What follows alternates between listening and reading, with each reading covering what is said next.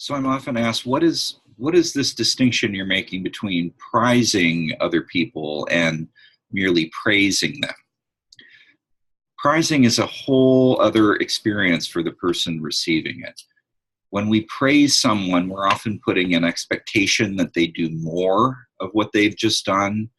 And in particular, and the research really bears this out, when that praise for their behavior seems to focus on a quality or trait about who they are as a person, like they're so smart, they're so creative, that sense of contingency and expectation can have some negative effects for people down the road in terms of how they view themselves. So prizing is different. Prizing is a gift of your presence with that other person. At its most pure, prizing has no agenda other than that person being more and more aware in that moment that you see this potential of effort and engagement and maybe even the pain that they may be experiencing, but that you see it here and now and you're very attuned to it, and you're just letting them know that the fact that that effort is there, that engagement, that experience of pain or possibility, that it matters to you. And so it's without agenda that they do anything in that moment. It's a gift of your presence. And it's very here and now focused, like I said. That is very different and has no weight of expectation that the person can feel as burdening.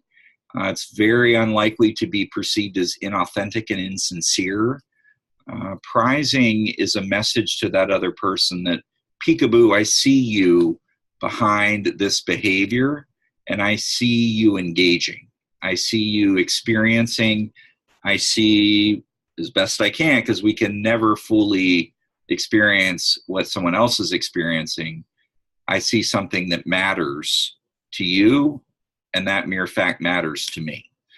So in other short clips, I'm going to not only provide more context for why I emphasize prizing versus mere praise of behavior, but I'll share some stories, both from my personal life, from my clinical practice, and I'll also talk about, in brief snippets, how one can embody what I call the prize-worthy paradigm, the mindset that allows us to see each other in this way and communicate with each other in this way for some really positive benefits that can be long-lasting for people that I'll break down. But I hope that you find this distinction interesting because I found it very personally meaningful when I've been prized.